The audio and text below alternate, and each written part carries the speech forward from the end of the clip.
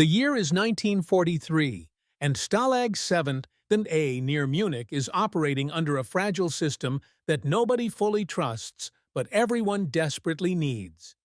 The German guards maintain order through threat of violence. The Allied POWs maintain dignity through rigid hierarchies and unspoken codes of masculine behavior.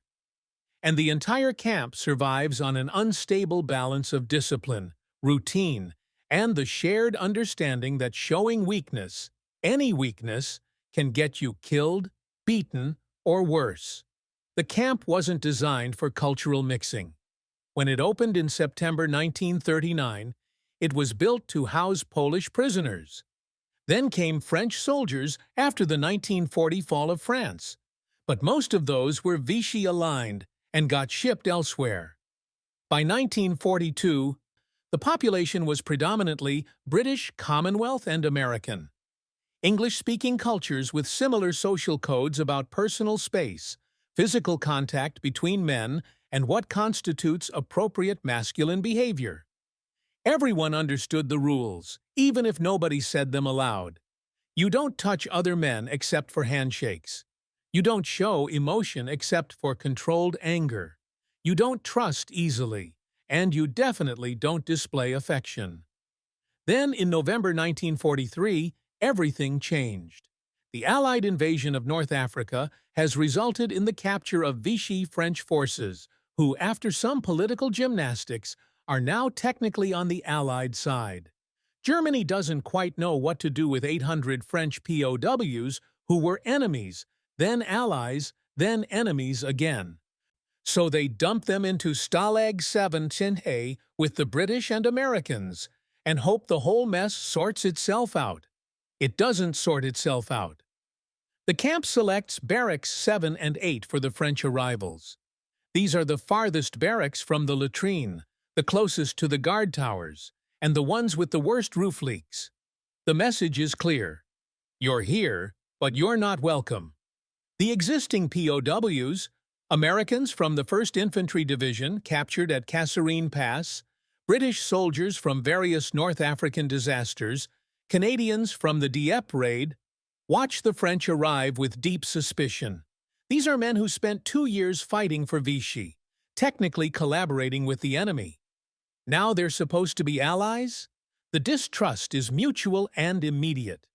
Into this powder keg walks Lieutenant Marcel Rousseau, 28 years old, formerly of the 2nd Moroccan Division. He spent 3 years in a war he didn't choose, fighting for a government he didn't believe in, and he's exhausted.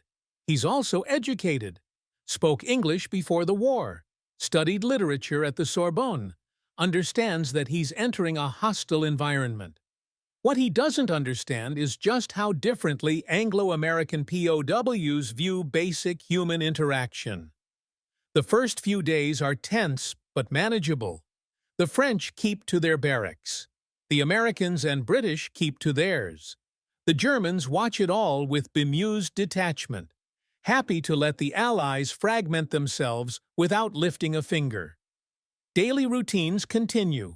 Morning roll call, watery soup at noon, bread rations at evening, lights out at 2100 hours. Nobody talks across the cultural divide, but nobody fights either. It's a cold peace, but it's peace. But something unexpected begins to happen. Rousseau, despite everything, refuses to behave like a defeated man. While other French POWs keep their heads down and avoid eye contact with the Anglo-Americans, Rousseau maintains dignity. He shaves every morning with a sliver of soap saved from rations. He stands straight at roll call. He greets fellow French officers with formal courtesy, and this is where the cultural collision starts building toward catastrophe. In French culture, particularly among military officers and educated men, la bise, the double-cheek kiss greeting, is standard etiquette. It's not romantic. It's not sexual. It's simply how French men greet friends and colleagues, the same way Americans shake hands or British officers exchange salute. Rousseau has been greeting his compatriots this way since he was a teenager. It's as automatic as breathing.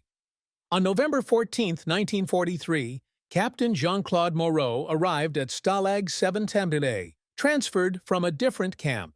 He's Rousseau's former commanding officer and close friend. When Rousseau spots him during the afternoon exercise period in the compound yard, his reaction is pure relief and joy, the first genuine positive emotion he's felt in months. He crosses the yard, embraces Moreau, and exchanges the traditional double-cheek kiss. Right cheek, left cheek, exactly as he's done thousands of times before. 40 feet away, Sergeant Donald "Dutch" Morrison watches this happen, and his brain cannot process what he's seeing as anything other than what it looks like through his cultural lens. Two men kissing in public. Morrison is 24 years old, from rural Oklahoma, raised in a culture where men don't touch except to fight or shake hands. He's been a POW for 8 months, and he's survived by being hard, suspicious, and ruthlessly enforcing masculine codes that keep order in his barracks. What he's witnessing violates every single one of those codes. He turns to Corporal Jimmy Brennan and says 5 words that will start the worst brawl in the camp's history. "You seeing what I'm seeing?" Brennan, from Boston, equally exhausted and equally adherent to rigid masculine norms, nods slowly. Within minutes, the story spreads through the American barracks like fire in dry grass. 2 French officers were kissing in the yard. Not metaphorically, actually kissing. The interpretation is immediate and unanimous. These men are engaged in behavior that is not just inappropriate, but morally degenerate. And if that behavior is tolerated in the barracks, it threatens the entire masculine order that keeps POW society functioning. The British POWs hear the story, and their reaction is similar. Wing Commander Peter Ashford, senior British officer in the camp, receives the report with disgust, barely concealed beneath his diplomatic language. The French, he notes in his mental assessment, are already suspect for their Vichy collaboration. Now they're displaying behavior that confirms every stereotype about French decadence and moral weakness. Something must be done. Nobody asks the French what actually happened. Nobody considers that different cultures have different norms.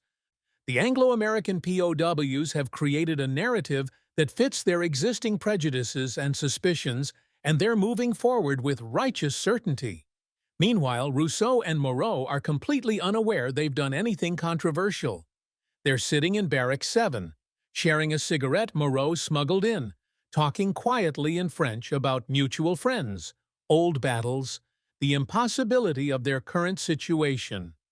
Just 2 friends reconnecting in the middle of hell.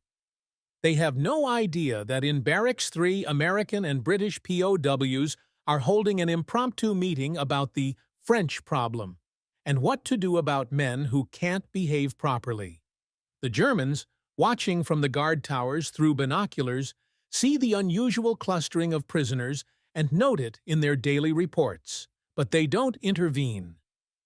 Inter-Allied tensions make their jobs easier. Let the prisoners fight among themselves. It's less energy-focused on escape attempts. November 15, 1943, morning roll call. The tension is visible now. American and British POWs stand in tight groups, arms crossed, staring at the French barracks with open hostility. The French, sensing something has changed but not understanding why, cluster defensively.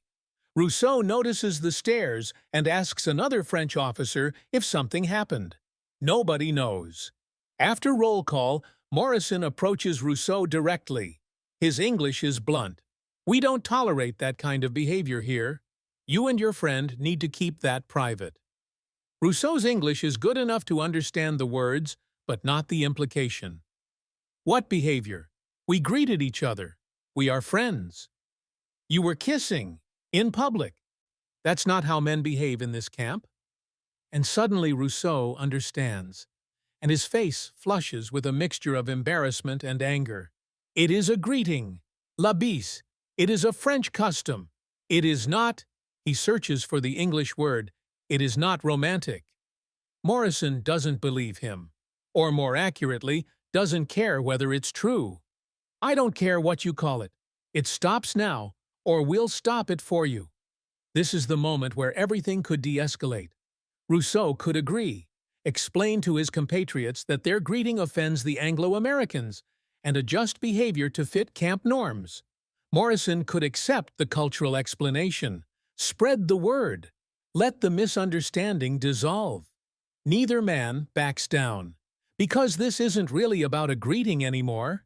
It's about power, respect, masculinity, and the thousand small humiliations of prison camp life that every man is desperate to control. Morrison can't control the Germans, can't control hunger, can't control when he'll see home again. But he can enforce social codes in his barracks. Rousseau can't control his captivity, can't control his nation's defeat, can't control being treated as a second-class prisoner by supposed allies. But he can refuse to abandon his culture to satisfy Anglo-American prejudice. I will greet my friends as French officers greet each other, Rousseau says quietly. You will not tell me otherwise. Morrison steps closer. Then you and I have a problem. Moreau, standing behind Rousseau, steps forward to support his friend. Two British POWs move up to stand beside Morrison. A crowd is forming now, prisoners sensing violence brewing. The German guards notice and begin moving toward the cluster, rifles ready but not yet raised. And then someone, nobody will ever agree on who, throws the first punch. What happens next will be talked about in the camp for the remaining 18 months of the war, analyzed by camp commanders, reported to Red Cross officials, and become a case study in how cultural misunderstanding plus masculine pride plus the pressure cooker environment of captivity equals explosive violence. 17 men will require medical attention. 2 prisoners will be shot by guards trying to restore order. And when it's finally over, both sides will have to confront an uncomfortable truth. They almost destroyed each other over a handshake equivalent. But before any of that learning can happen, before reconciliation or understanding, first comes the violence. And it starts now, in the compound yard of Stalag VII-A, with fists flying and men screaming in 3 different languages, all of them wrong and all of them convinced they're right. Of course. Here are the 9 chapters of your story, how one French POW's cheek-kiss greeting started a brawl. Written to model the competitor's structure and meet your word count requirements. To understand how a greeting became a battlefield, you need to understand 3 things. The impossible psychology of a World War II POW camp, the vast cultural chasm between allied nations that no one had bothered to bridge, and the unyielding pride of men who had lost everything except their identity. Stalag VII-A was more than a prison. It was a pressure cooker for masculinity, where every man's sense of self was under constant assault. For the Americans and the British, survival was predicated on a specific brand of stoicism forged in the Great Depression and the grim realities of industrial towns. Manhood was defined by what you didn't do. You didn't cry. You didn't show fear.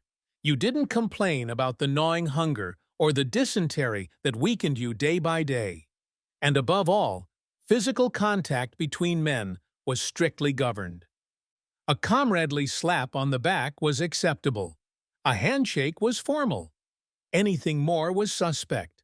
This wasn't just preference, it was a defense mechanism. In a world stripped of all privacy, where men were packed 50 to a room, the careful maintenance of personal space was the last frontier of individuality. To be overly familiar was to be weak, and weakness in a POW camp was a contagion that threatened the entire group's morale. Sergeant Dutch Morrison was the living embodiment of this code. He had survived the brutal fighting in North Africa by being tougher, harder, and more emotionally armored than the man next to him. In the camp, he applied the same logic.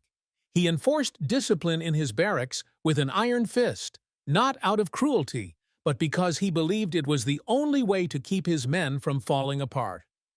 For Morrison and his men, the French were a threat not just because of their Vichy past, but because they seemed to operate on a different emotional frequency. They gestured wildly when they spoke. They argued with a passion that looked like fury. They seemed, to the Anglo-American eye, volatile and emotionally incontinent. Everything a good soldier was trained not to be. On the other side of this cultural divide was Lieutenant Marcel Rousseau and his fellow Frenchmen. Their psychology was shaped by a different trauma, not just capture, but national humiliation. Their country had surrendered. Their government had collaborated. They were now prisoners of an enemy their leaders had appeased, and allies of nations who viewed them with contempt. In this context, clinging to their Frenchness was not a luxury. It was the only form of resistance they had left. Speaking French, singing French songs, and observing French customs was a way of saying, "We are still here. You have not erased us." And no custom was more fundamentally French than la bise. The double-cheek kiss was not an emotional outburst. It was a deeply ingrained social ritual, a handshake equivalent that signified friendship, respect, and shared identity. It was taught from childhood, practiced in every corner of French society, from the halls of government to the barracks of the military. For Rousseau, greeting a friend with la bise was as natural and unconscious as extending a hand for a handshake would be for Morrison. It was a gesture of solidarity in a world that sought to isolate them, a small performance of a culture that refused to die. Neither side understood the other's operating system. The Americans saw the French behavior as a sign of moral laxity and untrustworthiness. The French saw the Anglo-American stiffness and emotional distance as arrogance and cold hostility. They were allies by political decree, but strangers in every way that mattered. They were all prisoners of the Germans, but they were also prisoners of their own cultures, locked in a collision course they couldn't see, heading toward a violent misunderstanding that would feel to both sides like a righteous defense of honor. The stage was set not for a simple fight, but for a holy war over the correct way for a man to behave. The afternoon of November 14th was bleak, even by Stalag VII-A's standards. A cold, persistent drizzle had turned the compound yard into a sea of mud, and a low, gray sky pressed down on the camp, suffocating any hint of hope. Prisoners shuffled through their afternoon exercise period with the listless energy of men going through the motions. It was on this miserable stage that the catalyst for the camp's implosion arrived. A small convoy of German trucks pulled up to the main gate, and a new batch of prisoners was herded out. A dozen French officers transferred from a transit camp in Italy. Among them was Captain Jean-Claude Moreau, a man with a tired face and the unmistakable bearing of a career soldier.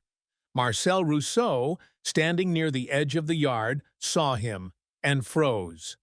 It was his old commanding officer from the 2nd Moroccan Division, a man he had last seen during the chaotic retreat in Tunisia, a friend he had assumed was dead. For the first time in months, a genuine, unadulterated emotion broke through Rousseau's carefully constructed stoicism. Joy. It was a flash of warmth in the unending cold, a familiar face in a sea of hostile strangers. Forgetting where he was, forgetting the suspicious eyes that watched his every move, Rousseau acted on pure, unfiltered instinct. He strode across the muddy yard, his boots sinking into the mire, a wide smile breaking across his face. "Jean-Claude!" he called out. Moreau's head snapped up, and his own weary face transformed with recognition and relief. The two men met in the center of the yard. In that moment, they were not prisoners. They were simply two friends, two survivors, finding a piece of their old lives in the middle of hell. Rousseau threw his arms around Moreau's shoulders in a brief, powerful embrace. Then he drew back and, as he had done 1,000 times before, with friends and family, he performed la bise. He lightly touched his right cheek to Moreau's, then his left, accompanied by the faint kissing sound that was part of the ritual. It was over in 3 seconds, a greeting of profound relief and solidarity. 40 feet away, leaning against the wall of Barracks 3, Sergeant Dutch Morrison saw the whole thing. He didn't see a reunion. He didn't see a cultural custom. The angle, the embrace, the unmistakable gesture. His mind processed the visual data through the only cultural filter he had. He saw two men kissing, in public. His face, already grim, hardened into a mask of pure disgust. This wasn't just odd, it was a violation. It was a flagrant breach of the camp's unwritten constitution, a display of what he could only interpret as degeneracy. He turned to Corporal Jimmy Brennan, who was standing beside him, staring with wide-eyed disbelief. "You see what I'm seeing?" Morrison's voice was low, dangerous. Brennan, a street-tough kid from South Boston, just nodded, his mouth agape. Jesus, Mary, and Joseph, in the middle of the yard. The story didn't spread. It detonated. Within 10 minutes, every American and British prisoner in the compound had heard some version of it. The French officers are kissing each other. The rumor stripped away all nuance, all context. It became a blunt, ugly fact that confirmed every existing prejudice. To men who were starving, sick, and clinging to a fragile sense of order, this act seemed like a symbol of moral decay, a sign that the French were bringing a sickness into their midst that was worse than typhus. It was an affront to their collective identity, an insult to the hard-bitten masculinity that was their armor against despair. Meanwhile, Rousseau and Moreau, completely oblivious to the storm they had unleashed, walked toward the French barracks, arms slung over each other's shoulders, catching up in rapid-fire French. They were lost in the private joy of their reunion, unaware that behind them, the fragile peace of Stalag VII-A had just been irrevocably shattered. The misunderstanding had taken root, and it was already growing into something monstrous. The morning of November 15th dawned cold and clear, the sky a deceptive, brilliant blue. But on the ground, the atmosphere in Stalag VII-A was thick with a new, menacing tension. During the morning appel, the prisoners lined up for roll call not in their usual desultory clumps, but in sharply defined national blocks. The Americans and British stood with arms crossed, their gazes fixed on the French contingent with a unified, palpable hostility. The French, sensing the shift but not understanding its cause, clustered together defensively, whispering among themselves, casting nervous glances at the wall of animosity facing them. Rousseau felt it immediately. The casual contempt of the past week had curdled into something far more dangerous. He noticed Morrison staring directly at him, his face a granite mask of judgment. Rousseau held his gaze, refusing to look away, his own pride demanding he not show weakness in the face of this silent aggression. The German guards conducting the count noted the charged atmosphere. One of them made a comment to his fellow, and they both chuckled. For them, this was free entertainment. As soon as the appel was dismissed, Morrison made his move. He strode across the yard, two of his biggest corporals flanking him, and blocked Rousseau's path back to his barracks. The yard, which had begun to empty, now refilled as prisoners from all sides stopped to watch. A circle began to form. "Lieutenant," Morrison began, foregoing any military courtesy. His voice was flat, devoid of emotion. "We need to have a talk." "Sergeant," Rousseau replied, his own voice laced with a formal chill. "It seems you have something on your mind." "What you and your friend did in the yard yesterday," Morrison said, getting straight to the point. "We don't tolerate that kind of behavior in this camp. You keep it in your own barracks, or we'll have a problem." Rousseau was momentarily stunned by the directness of the accusation. He had spent the night trying to decipher the hostile glares. He had considered everything from a dispute over Red Cross parcels to a lingering resentment over Vichy. The truth, when it came, was so absurd he almost laughed. Behavior? I greeted an old friend, a brother officer whom I believed to be dead. It was a greeting. You were kissing, Morrison stated, the word hanging in the air like an obscenity. Men don't do that here. It's not right. The full weight of the cultural misunderstanding crashed down on Rousseau. It wasn't just a misinterpretation. It was a fundamental rejection of his identity. His face flushed, a mixture of profound embarrassment and rising anger. It is called la bise, he explained, forcing himself to speak slowly, clearly, as if to a child. It is a French custom, a sign of friendship. It has no romantic meaning. It is a handshake with the cheek. Morrison was unmoved. The explanation to him sounded like a flimsy excuse. In his world, men who kissed were one thing and one thing only. He saw Rousseau's explanation not as a clarification, but as an attempt to deceive him. I don't care what you call it. You're in a camp with Americans and British now. You follow our rules. It stops. This was the tipping point. The moment for de-escalation passed, obliterated by pride. For Morrison, backing down meant losing face, appearing weak, and failing to uphold the social order he was sworn to protect. For Rousseau, compliance meant surrendering a piece of his culture, admitting shame for something that was not shameful, and bowing to the prejudice of men he already considered his inferiors in sophistication. It was a demand for cultural annihilation, and he would not submit. I am a French officer, Rousseau said, his voice dropping to a near whisper, yet carrying across the silent yard. I will greet my friends and compatriots as a French officer does. You will not dictate my customs to me. Not you. Not the Germans. No one. Morrison took a half-step forward, invading Rousseau's personal space. Then you and I have a serious problem. Captain Moreau, who had been standing just behind Rousseau, moved to his side. Two British prisoners, one a wiry sergeant from the Royal Engineers, moved to flank Morrison. The circle tightened. The silent standoff had become a verbal duel, and now it was escalating into a prelude to physical violence. The German guards on the nearest tower unslung their rifles, watching the drama unfold with keen interest. The entire camp held its breath.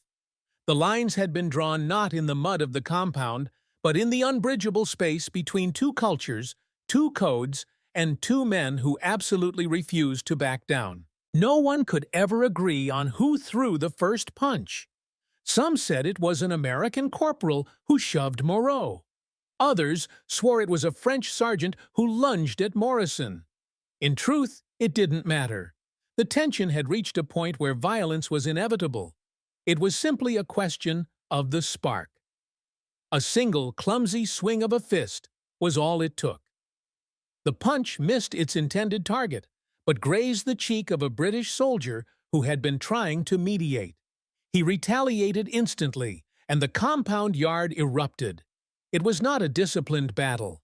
It was an explosion of pent-up frustration, fear, hunger, and tribal rage. The carefully constructed order of Stalag VII-A dissolved into a chaotic, swirling melee. Americans charged the French position, swinging wildly, their faces contorted with a righteous fury. The French, outnumbered but fighting with a desperate ferocity, met them head-on. Men screamed in English and French, a torrent of curses and accusations lost in the roar of the mob. The British, initially attempting to act as peacekeepers, were quickly sucked into the vortex, forced to defend themselves or choose a side. Most sided with the Americans. The fighting was ugly and amateurish. These were not boxers. They were exhausted, malnourished soldiers fueled by adrenaline. Fists landed with wet, solid thuds. Men slipped in the mud, wrestling and grappling, their uniforms instantly becoming indistinguishable brown messes. A wooden plank from a broken bench was brandished as a club, arcing through the air before being wrestled away. The sounds were sickening. the grunt of a man taking a punch to the gut, the sharp crack of a nose breaking, the desperate gasps for air from men locked in chokeholds. Rousseau found himself locked in a desperate struggle with two Americans. He was not a brawler, but the adrenaline of survival surged through him. He drove his elbow back into the ribs of one man, then spun to face the other, his mind a blur of pure instinct. Across the yard, he saw Morrison, a whirlwind of controlled violence, systematically taking down any Frenchman who came near him.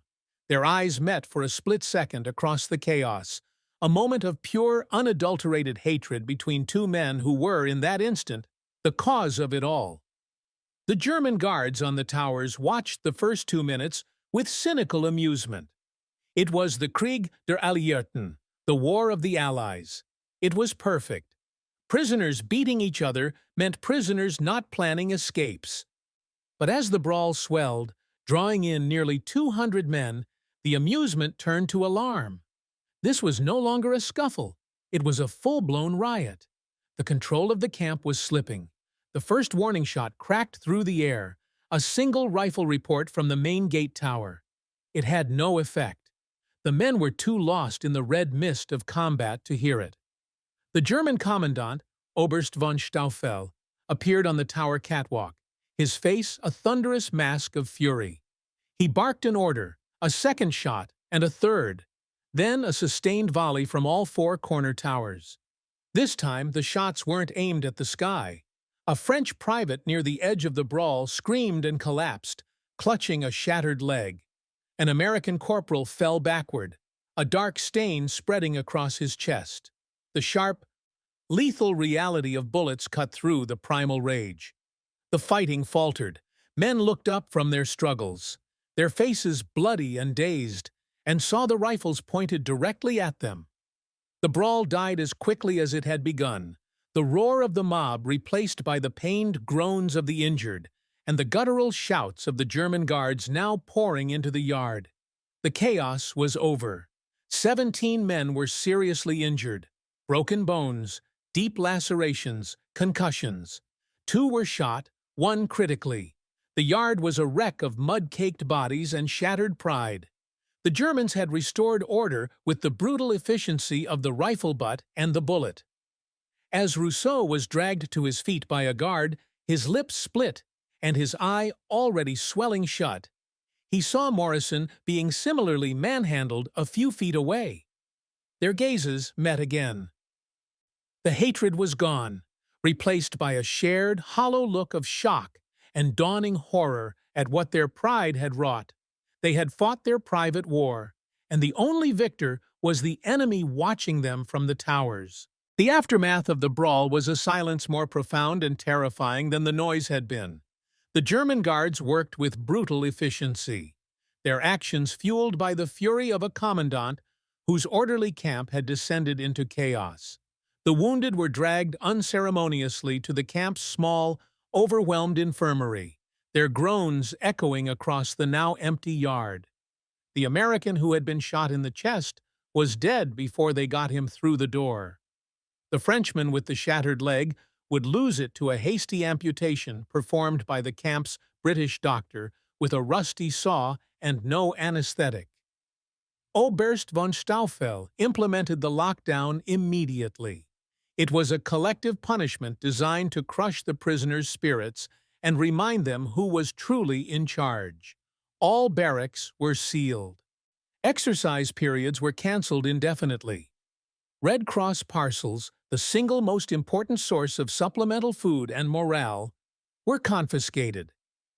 Rations were cut in half, from the already meager watery soup and stale bread to something that barely constituted sustenance. The camp, already a place of deprivation, became a tomb. For 3 days the prisoners were confined to their barracks, locked in with their anger, their shame, and the stench of their own unwashed bodies. The national divisions, which had exploded in the yard, now solidified into walls of silent, resentful segregation. In Barracks 3, the Americans tended to their bruises and broken, the air thick with muttered curses directed at the frogs. They replayed the fight, recasting their defeat, for the German intervention had denied anyone a clear victory, as a righteous struggle against moral degenerates. Dutch Morrison sat on his bunk, his knuckles raw, his face a mask of grim satisfaction mixed with a gnawing unease. He had upheld his code, but the sight of the dead American, a kid from Ohio named Miller, kept replaying in his mind. This wasn't how it was supposed to go. In Barracks 7, the atmosphere was a mirror image of rage and betrayal. The French felt utterly abandoned. They had been insulted, attacked, and then shot by the guards while their supposed allies looked on. Rousseau became a reluctant symbol of their defiance. His men saw him as a hero who had refused to bow to Anglo-American arrogance. But Rousseau felt no heroism. He sat apart, tending to a deep cut above his eye. The pain, a dull throb, that was nothing compared to the weight of his guilt. His pride, his refusal to yield on a point of cultural honor, had led directly to this. A man was dead. Another was crippled for life. The entire camp was suffering. Was it worth it to defend a greeting? The Germans exploited the division masterfully. They conducted interrogations, pulling men from each side and feeding them disinformation. "The Americans say you started it," a German interrogator would tell a French prisoner. "The French are blaming you for the death of your own man," they'd tell an American. They fanned the flames of resentment, ensuring that the fragile Allied unity was not just broken, but cauterized. On the fourth day, the barracks doors were unlocked for morning roll call. The prisoners emerged, blinking in the pale light, thinner and grimmer than before. They lined up in their national blocks, a chasm of mud and hatred separating them. Von Stoffel addressed them from the steps of the Kommandantur, his voice amplified by a megaphone, dripping with condescending authority.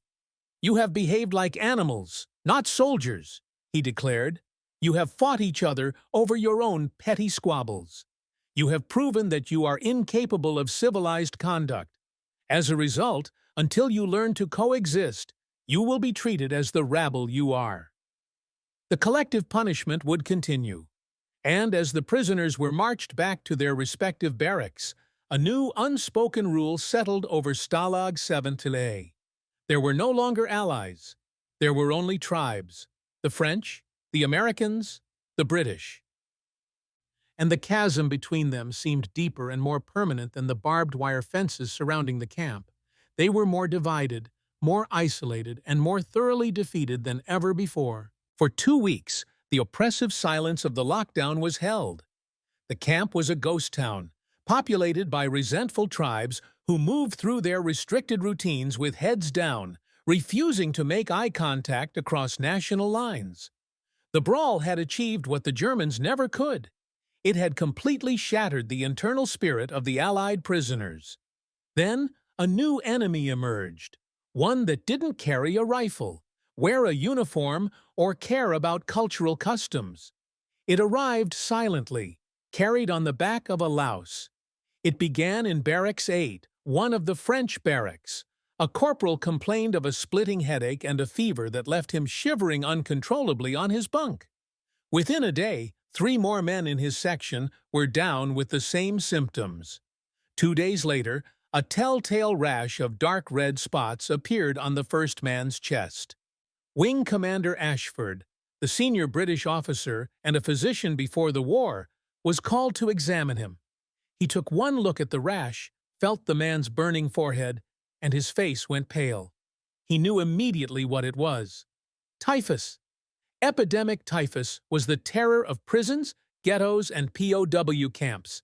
Any place where poor sanitation, malnutrition, and overcrowding created a perfect breeding ground for body lice, the disease's vector. It was highly contagious and brutally lethal, with a mortality rate that could exceed 40% in a malnourished population. Ashford went straight to the commandant. "Oberst," he said, dispensing with formalities, "we have typhus in the camp.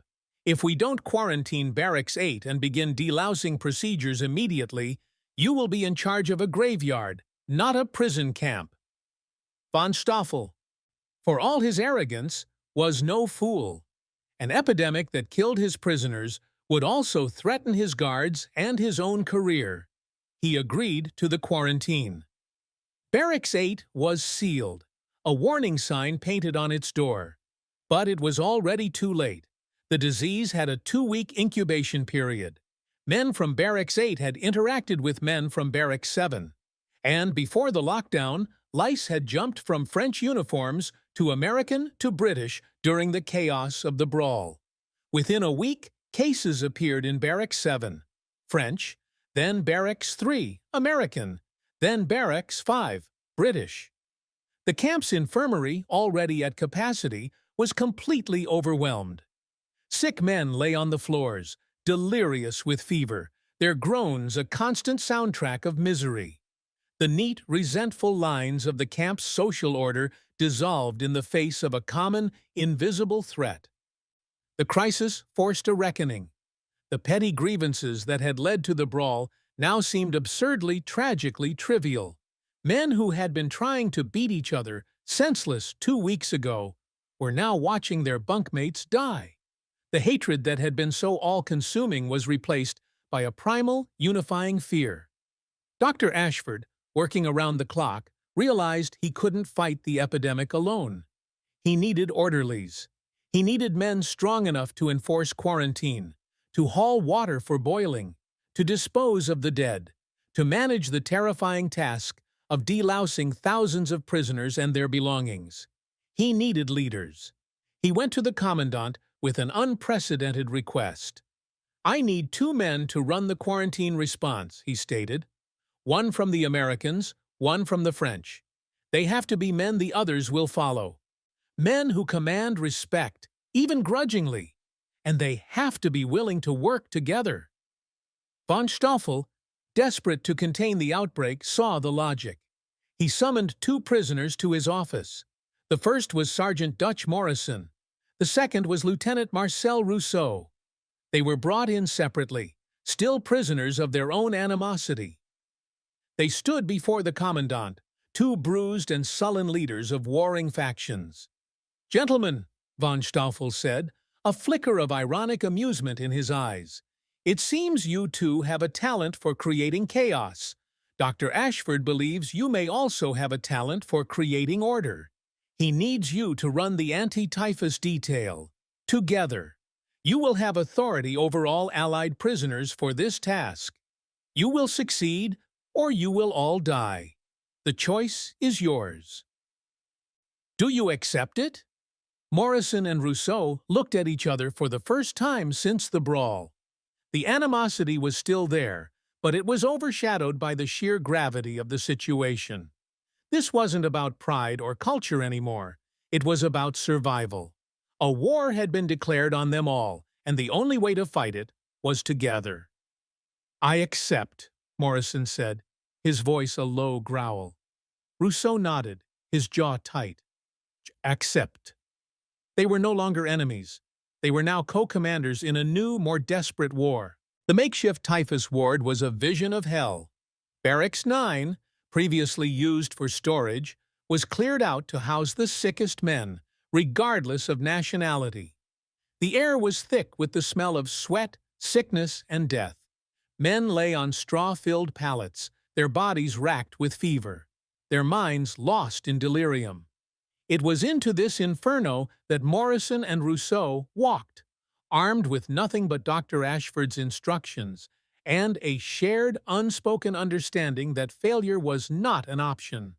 For the first few days, they worked in a state of functional silent truce. Their interactions were clipped, impersonal, and entirely task-oriented. "We need more boiled water," Morrison would bark, and Rousseau would organize a team of French prisoners to man the fires. "This man is gone," Rousseau would say, his voice flat, and Morrison would detail 2 Americans to carry the body out for burial. They were 2 engineers running a grim machine, their personal feelings irrelevant to the mechanics of survival. But the shared ordeal began to chip away at the walls they had built. They worked 18-hour days, fueled by black coffee and sheer willpower. They saw things that erased the petty lines of nationality. Morrison watched Rousseau sit for an hour with a dying British pilot, a boy no older than 20, holding a damp cloth to his forehead and speaking to him in soft, comforting French, even though the boy was too delirious to understand. He saw not a frog, but a man showing a compassion he himself struggled to express. Rousseau, in turn, saw Morrison's raw, indomitable strength. When a panicked American prisoner tried to break quarantine, it was Morrison who physically blocked his path, not with anger, but with a quiet, immovable force. He calmed the man down, talked to him, and led him back to his bunk. Rousseau saw not a brutish thug, but a leader protecting his flock with a fierce paternal resolve. The turning point came during the third week of the outbreak, in the dead of night. They were taking a rare break, sitting on a crate just outside the quarantine barracks, sharing a cigarette Morrison had acquired. They were both exhausted, bone-weary, their faces gaunt in the moonlight. For a long time, they said nothing, just watching the smoke curl into the cold air. "The kid from Ohio," Morrison said finally, his voice rough. "Miller, the one who got shot. He was in my platoon." Rousseau flinched, the memory of that day still raw. "I am sorry for his death, Sergeant." It should not have happened." "No, it shouldn't have," Morrison agreed, taking a long drag from the cigarette. He looked at Rousseau, his eyes clear of the old hostility. "I've been thinking about what you said. A handshake with the cheek. I don't get it, still don't. But I get that I was wrong to make it mean something else. We were all wound up tight." It was the closest thing to an apology Morrison was capable of giving, and Rousseau understood its weight. "We were all prisoners of more than just the Germans," Rousseau replied quietly. "I was proud, too proud. My honor felt like the only thing I had left. I defended it without thinking of the cost." "Yeah," Morrison grunted. "Pride's a hell of a thing."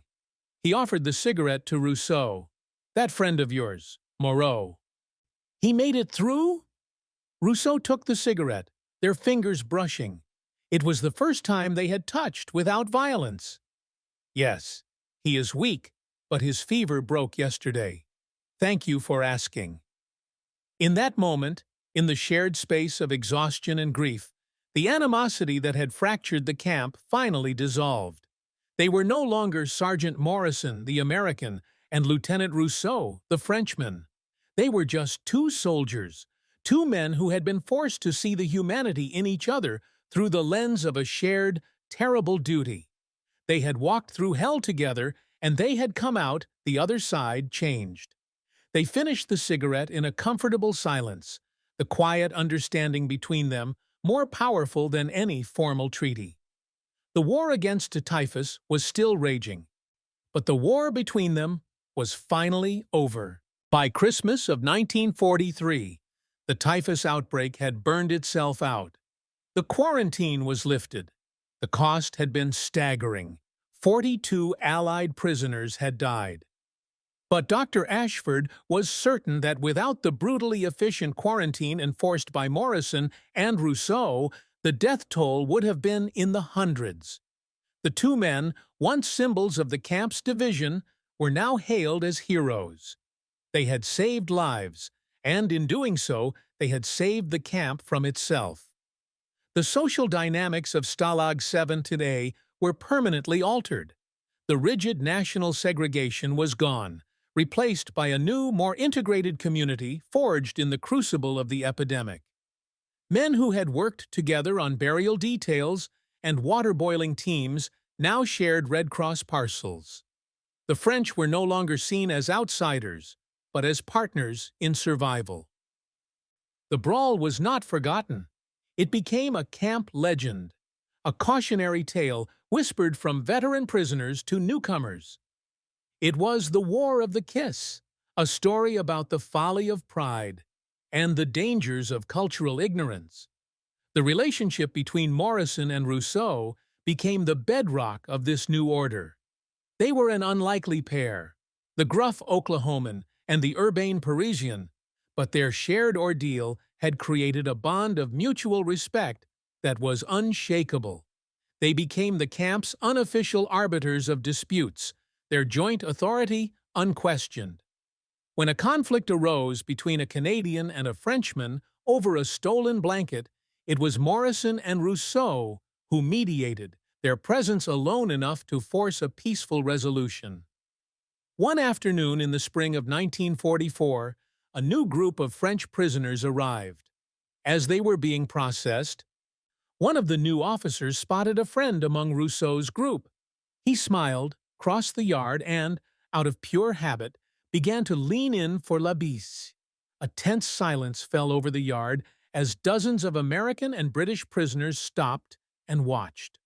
Morrison, who was standing nearby, saw the scene unfolding, an exact echo of the moment that had started it all.